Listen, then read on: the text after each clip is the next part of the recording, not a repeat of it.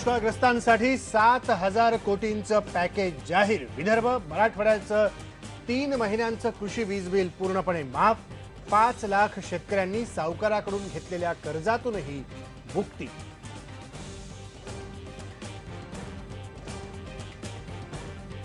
नमस्कार, मी राजेंद्र हुंजे, महाराष्ट्र नामामध्ये तुमचं स्वागत। या दुष्काळाच्या संदर्भातल्या वेगवेगळ्या उपाययोजनांकरता म्हणून मुख्यमंत्री देवेंद्र फडणवीस यांनी 7,000 कोटी रुपयांचं पॅकेज जाहीर केलेलं आहे। काय नेमकं याच्यातले वेगवेगळे मुद्दे आहेत, कशा कशा पद्धतीने तरतुदी उपाययोजना करता किती कोटींच्या करण्यात आलेल्या आहेत, सविस्तर बघणार आहोत। बघूया इतरही हेडलाईन्स।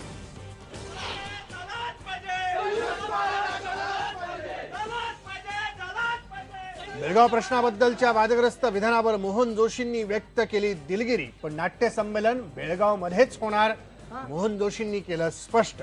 बेळगाव नाट्य परिषदेनं दाखवली असमर्थता। मुंबई विद्यापीठाचे कुलगुरू राजन वेळुकरांना हायकोर्टाचा दणका, कुलगुरू पदासाठी ठरवलं अपात्र। प्र कुलगुरू एडी सावंतांनी दाखल केली होती याचिका।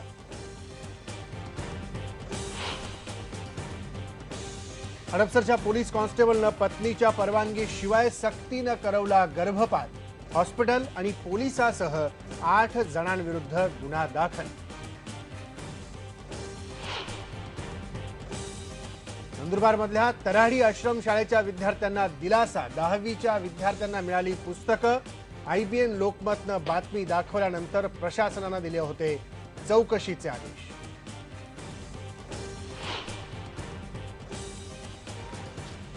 आळंदीमधल्या ज्ञानेश्वर माऊलींच्या समाधी मंदिराच्या संरक्षक भिंतीला दर्शन बारीच्या बांधकामामुळे धोका। भक्तांचं श्रद्धास्थान असलेला गांधीवाडा ही जमीनदोस्त।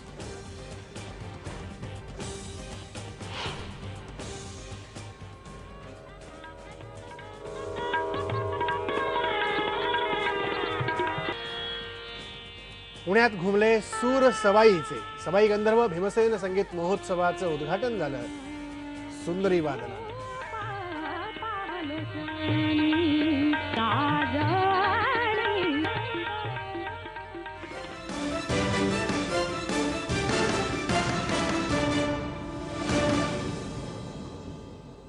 दुष्काळानं होरपळणाऱ्या महाराष्ट्रातल्या शेतकऱ्यांसाठी मुख्यमंत्री देवेंद्र फडणवीस यांनी आज 7,000 कोटींचं पॅकेज जाहीर केलंय।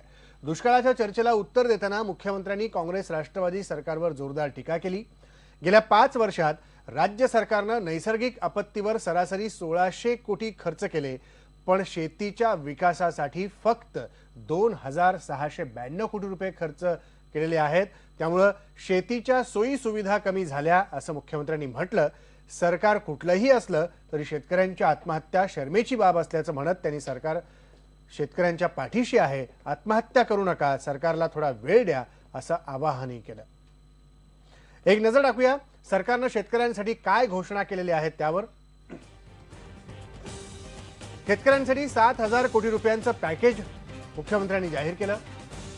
विदर्भ मराठवाड्यातल्या शेतकऱ्यांचं 3 महिन्यांचं वीज बिल माफ करण्यात आलेलं आहे।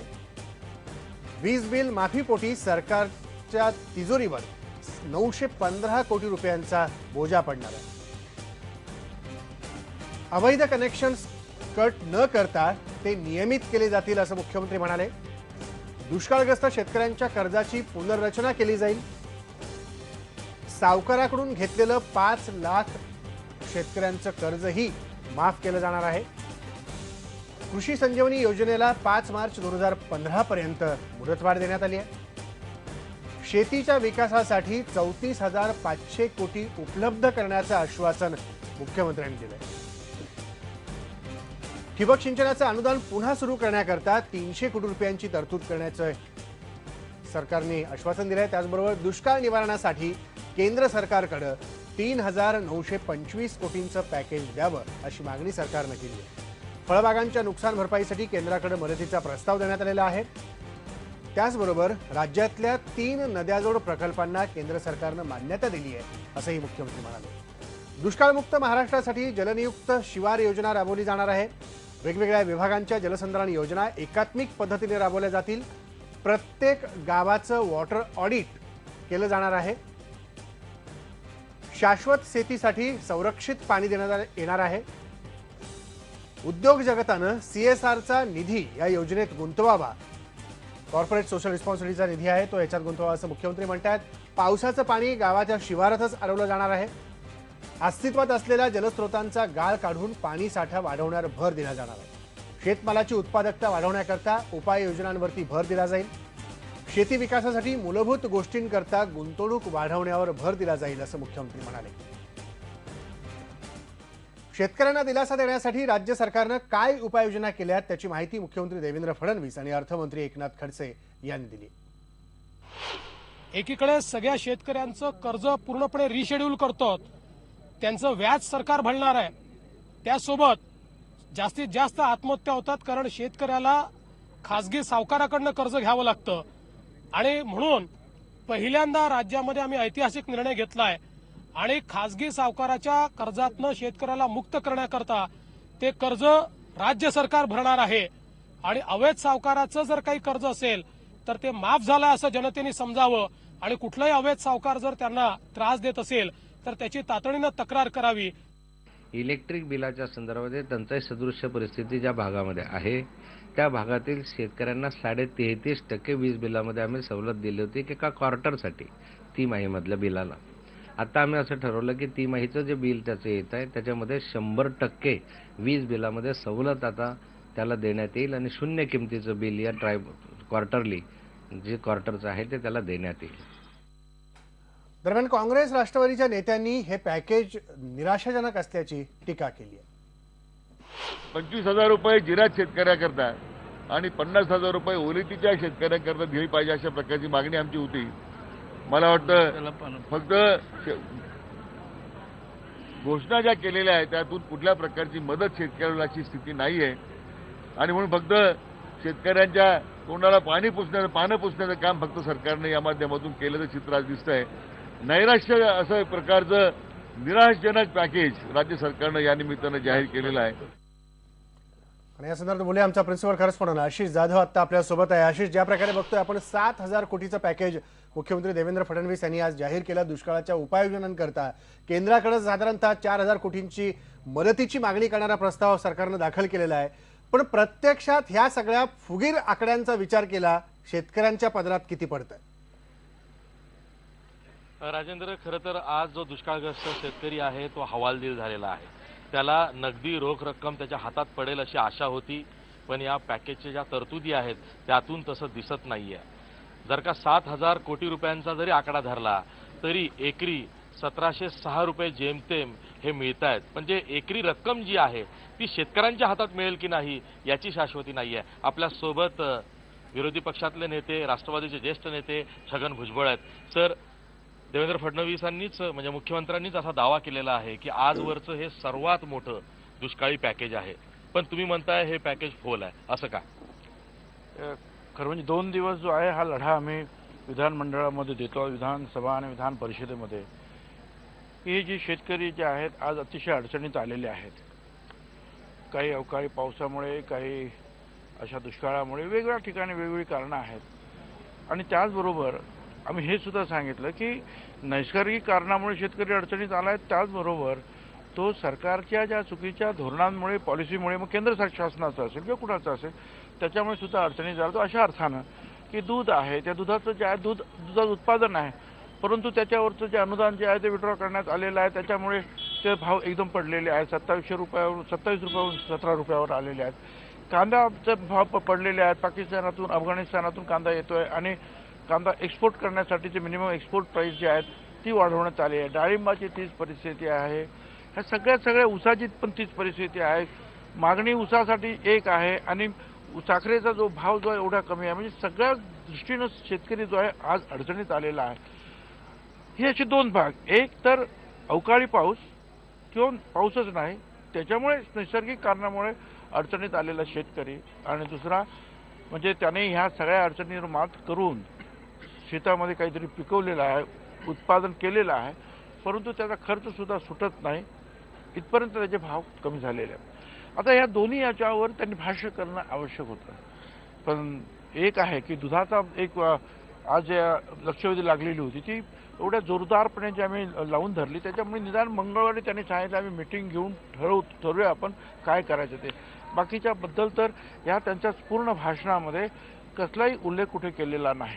प्रश्न राहिला की आता नैसर्गिक कारणामुळे जी शेतकरी जी अडचणीत आलेले आहेत, आता त्यांनी हे तर सगळं भाषण सगळे करतात, कायमस्वरूपी जे आहे दुष्काळ दूर झाला पाहिजे मान्य आहे. काय तो करण्यासाठी प्रयत्न सुरू आहे. आज नाही, आज गेली 5-25 वर्षापासून जे आहेत हे प्रयत्न सुरू आहेत. अण्णा हजारे यांच्या चळवळीतून सुरू आहे, जलसंधारणाच्या माध्यमातून सुरू आहे. या आघाडी शासनानं सुद्धा शेकडो हजारो कोटी जे शेततळ्यांसाठी खर्च केलेले आहे. सिमेंट नाल बंधारे जे आहेत सिमेंटचे, त्याच्यासाठी सुद्धा खर्च केलेले, वेगवेगळ्या कारणासाठी आपण करतो. ठिबक सिंचनासाठी जास्तीत जास्त अनुदान दिलेलं आहे. हे सगळे जे ऑनगोईंग जे आहेत कामं जे आहेत ते चालू आहेतच. प्रस्ताव हे आणखी करण्याची आवश्यकता बरोबर आहे. त्यांनी ही मोठी स्वप्न दाखवलेली आहे, ठीक आहे, त्याच्याबद्दल आमचं काही म्हणणं नाही, बाबा हे करूया आपण.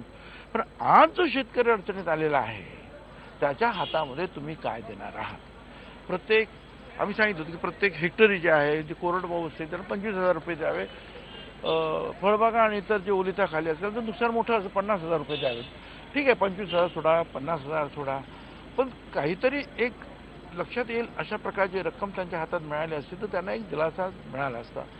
परंतु मोठमोठ्या रकमा सांगायचा आहे, त्याच्यामध्ये मग ज्या वेळेला आपण त्या रकमा आणि ते हेक्टर याच्याच ज्या वेळेला आपण हिशोब लावतो तर 1,500-1,600 रुपये सुद्धा वाट्याला येतात की नाही प्रत्येक एकरी, असं काहीतरी ते गणित होतं आहे. बरं, हे सगळं करत असताना त्याच्यामध्ये सुद्धा त्यांनी मराठवाडा विदर्भ वेगळा आणि उत्तर महाराष्ट्र इतर वेगळं. आता उत्तर महाराष्ट्र किंवा पश्चिम महाराष्ट्र, तुम्ही नाशिक जिल्ह्यातून निवडून मी येवला आणि आजूबाजूचा परिसर मला कल्पना आहे. जवळजवळ त्या भागातली जे आहे 100% गावं जे आहे 50% आणेवारीच्या कमी आलेली आहेत. म्हणजे तिकडे सगळीकडे दुष्काळी परिस्थिती आहे.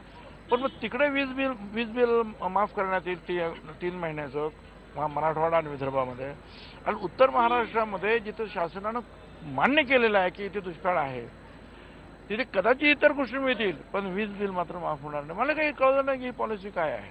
म्हणजे प्रादेशिक वाद हा पॅकेजमध्ये आलाय. प्रादेशिक वाद जो आहे पॅकेजमध्ये आला आणि सरकारकडून ही अपेक्षा नाही.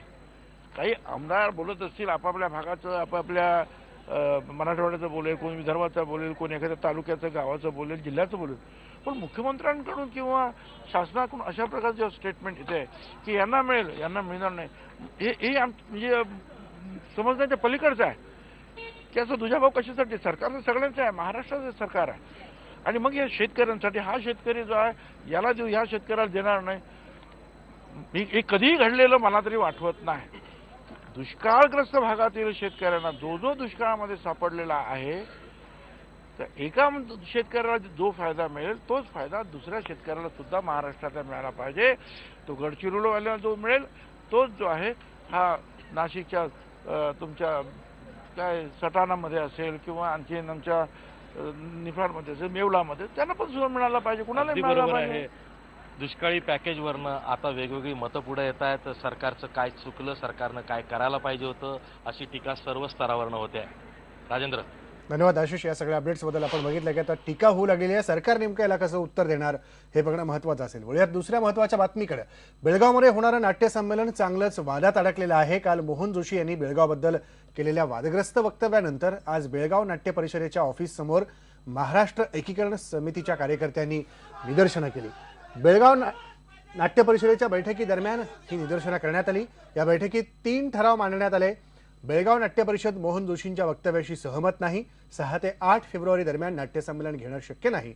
मोहन जोशींनी सीमा भागातल्या जनतेची माफी मागावी असे हे ठराव आहेत.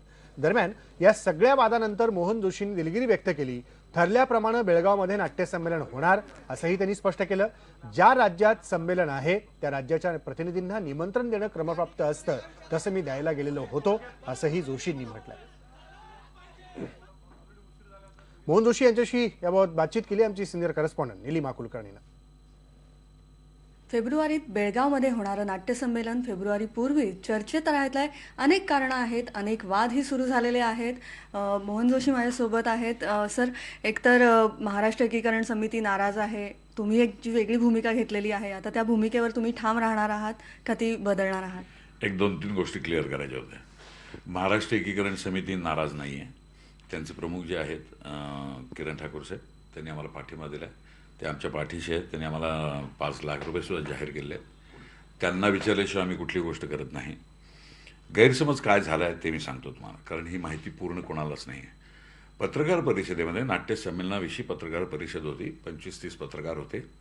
त्यांना मी संपूर्ण नाट्य संमेलनाविषयी माहिती दिली आणि अचानक हा सीमा प्रश्नाचा एकाने प्रश्न विचारला. मी त्यांना म्हटलं की अहो, हा राजकीय मंच नाही आहे, हा कलाकारांचा मंच आहे, रंगमंच आहे, तर इथं हा किती योग्य बसतो. त्याच्यावर त्यांनी सांगितलं, साहित्य संमेलनामध्ये इतक्या वर्षापूर्वी जेव्हा झालं होतं त्यावेळेस सीमा प्रश्न मांडला होता. मी त्यांना समजावून सांगितलं, म्हटलं साहित्य परिषद वेगळी, नाट्य परिषद वेगळी, त्यांची घटना वेगळी, आमची घटना वेगळी. म्हणलं आमच्या घटनेमध्ये एक बॉडी आहे, 45 जणांची, नियामक मंडळ म्हणतात त्याला, त्यांच्यासमोर हे विषय ठेवले पाहिजे. त्यांची परवानगी घेतल्याशिवाय मला हा निर्णय देता येत नाही.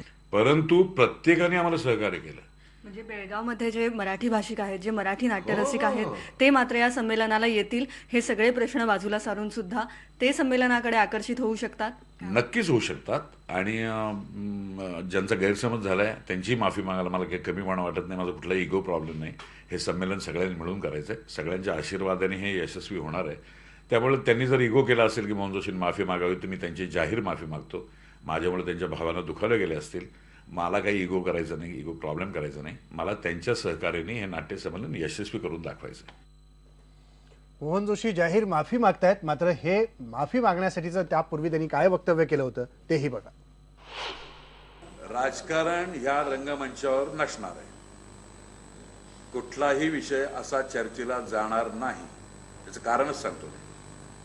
हे नाट्य संमेलन आहे, कलाकृतींचं संमेलन आहे, कलावंतांचं संमेलन आहे. राजकारणी लोकांचं संमेलन होतं त्यावेळेला नाटकाविषयी बोललं जातं का? तळमळ कळकळ दाखवण्याची ही जागा नव्हे. ते रंगमंच वेगळे असतात. हा रंगमंच वेगळा आहे. नंतर एक ब्रेक घेऊ. ब्रेक नंतर परत भेटू.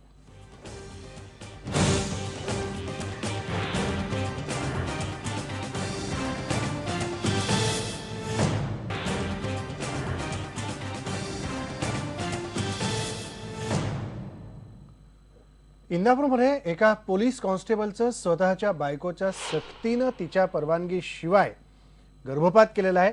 पुणे जिल्ह्यातील हडपसर पोलीस स्टेशनमध्ये कॉन्स्टेबल म्हणून काम करणाऱ्या नाथ्याबा काळे यांच्यावर या प्रकरणी गुन्हा दाखल झाला आहे. ज्या हॉस्पिटलच्या संगनमतानं त्यांनी हा धक्कादायक प्रकार केला त्या अहमदनगरमधल्या हॉस्पिटलवरही कारवाई होणार आहे. त्या डॉक्टरांविरोधातही गुन्हा दाखल करण्यात आलेला आहे. या पोलीस कॉन्स्टेबलवर हुंडा प्रतिबंधक कायद्याअंतर्गत 498 कलमांतर्गत गुन्हा नोंदवण्यात आला. मुंबई विद्यापीठाचे कुलगुरू राजन वेळुकरांना हायकोर्टानं दणका दिला आहे. कुलगुरू पदासाठी राजन वेळुकर अपात्र असल्याचं कोर्टानं म्हटलंय. एडी सावंत यांनी यासंबंधीची याचिका दाखल केली होती. प्राध्यापक नसतानाही वेळुकरांची कुलगुरू म्हणून नेमणूक करण्यात आली असा आक्षेप या याचिकेत घेण्यात आला होता.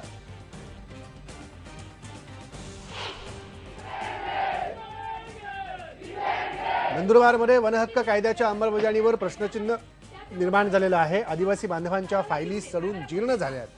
आदिवासी बांधवांनी वनहक्क जमिनींसाठी जे दावे दाखल केले आहेत त्या दाव्यांच्या फायलींना सरकारी अधिकारी कर्मचाऱ्यांच्या दुर्लक्षामुळे वाळवी लागलेली आहे.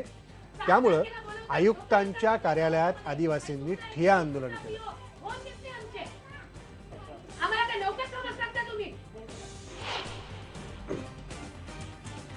आळंदीमध्ये सुरू असलेल्या विकास कामांमुळे ज्ञानेश्वर माऊलींच्या समाधी मंदिराला धोका निर्माण झाल्याचा धक्कादायक प्रकार समोर आलाय. भाविकांच्या दर्शनबारीसाठी सध्या मंदिर समितीकडून बांधकाम सुरू आहे. या बांधकामामुळे मुख्य मंदिराच्या संरक्षक भिंतीला धोका निर्माण झालाय. तसंच या बांधकामासाठी ज्ञानेश्वर माऊलींच्या आजोबांचा जुना वाडाही जमीनदोस्त केला गेला. ब्रेक घेऊ. ब्रेक नंतर परत येऊ.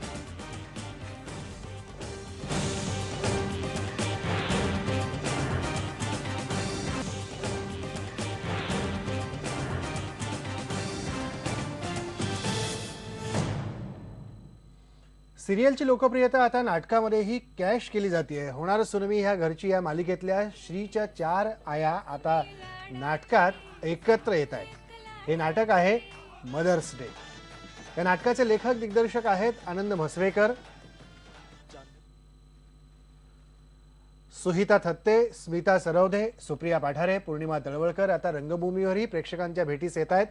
या मालिकेद्वारे घराघरात पोहोचलेल्या अभिनेत्रींची रंगभूमीवरची ही एकत्र इनिंग कितपत यशस्वी ठरते ते पाहणं उत्सुकतेचं ठरेल. IBN लोकमतच्या प्रेक्षकांसाठी या आगामी नाटकाचं हे खास पोस्टर आता आपण पाहिलं.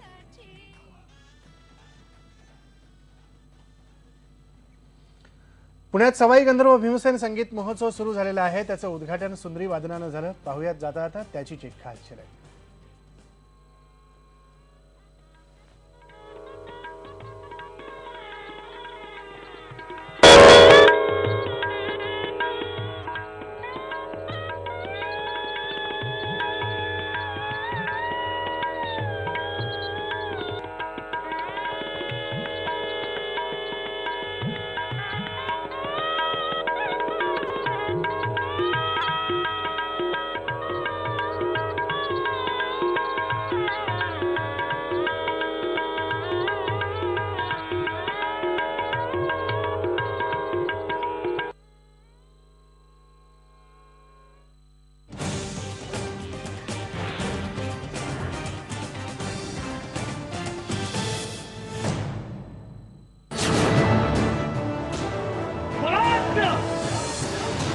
हा माझा जन्मसिद्ध हक्क आहे आणि तो मी मिळवणार.